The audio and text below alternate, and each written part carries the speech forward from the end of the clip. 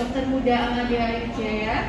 Saya dari bagian ilmu penyakit dalam untuk memberikan sedikit informasi tentang penyakit HIV dan AIDS.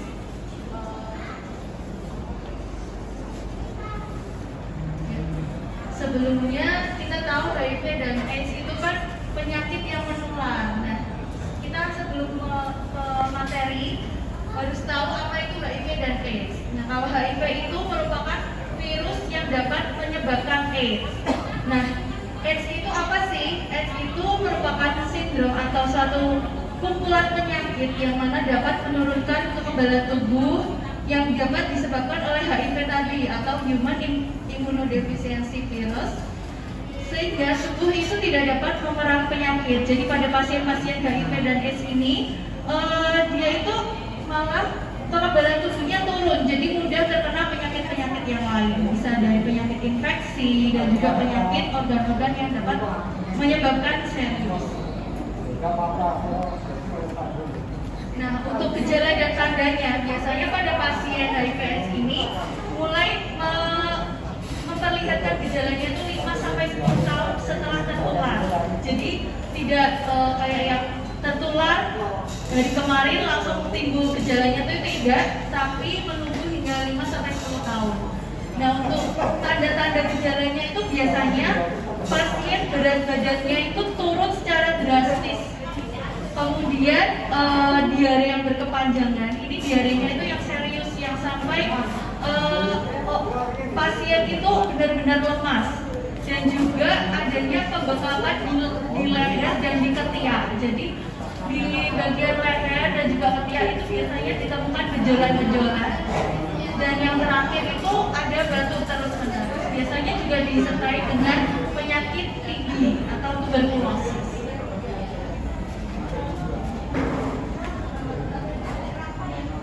Nah, ini untuk beberapa yang bisa ditularkan. Jadi HIV itu bisa ditularkan pertama melalui seks bebas, kemudian dari pemakaian narkoba. Nah, pemakaian narkoba ini perlu dijelaskan, terutama yang penggunaan jarum suntik.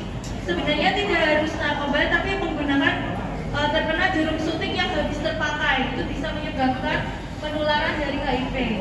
Lalu dari transfusi darah, kemudian dari kehamilan dan juga dari peralatan-peralatan tajam yang tidak steril seperti gunting, tapi gunting yang setelah terkena darah dari pasien HIV.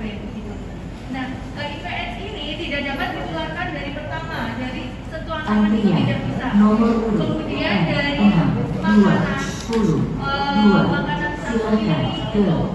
dengan pasien yang HIV itu juga tidak menularkan. Kemudian dengan ciuman maupun dari gigitan nyamuk itu juga tidak dapat menularkan HIV. Lalu dari berenang bersama dengan pasien HIV juga tidak dapat menularkan. Nah, untuk pencegahannya dari HIV itu ada dari pemerintah ada ABCDE. Nah, ABCDE itu apa sih? Yang pertama A. Ini pakai bahasa Inggris jadi absen. Jadi absen itu artinya tidak berhubungan seks saat jauh dari pasangan. Artinya tidak berganti-ganti pasangan. Yang kedua B atau be faithful. Be faithful itu artinya setia.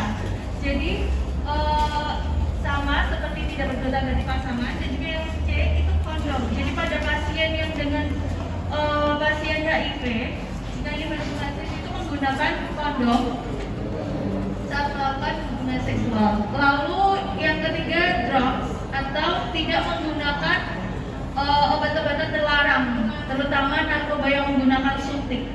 Dan juga yang terakhir education. Jadi untuk dapat aktif mencari informasi yang benar tentang penyakit HIV/AIDS.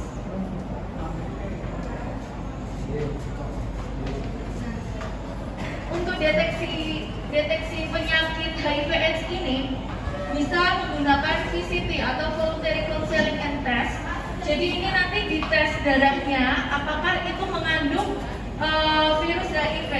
Nah, ini dapat ditemukan pada layanan fasilitas kesehatan juga, bisa di rumah sakit dan juga bisa di puskesmas. Nah, untuk pengobatannya, HIV dan AIDS ini, jadi sifat dari pengobatan ini hanya untuk mengontrol agar tidak virus-virus HIV-nya itu berkembang biak secara cepat. Itu bisa menggunakan obat ARV. Jadi obat ARV ini biasanya diberikan pada pasien-pasien dengan HIV yang sudah tadi setelah diperiksa positif itu diberi ARV. Nah, ARV ini ada macamnya, ada banyak, ada ARVI, NNRV dan juga yang lainnya. Nah, tujuannya itu tadi untuk mengurangi dari perkembangbiakan virusnya tersebut. Nah, efek sampingnya memang ada beberapa efek samping seperti sakit kepala, kemudian perutnya bisa sakit. Dan mungkin nanti bisa dijelaskan kalau semisal melakukan pemeriksaan seperti antrian nomor 10. Ini sedikit dari saya. Jadi untuk HIV/AIDS ini jangan bisa dijauhi penyakitnya, tetapi untuk orangnya bisa dirangkul, jadi rangkul penderitanya. Monggo Bapak Ibu.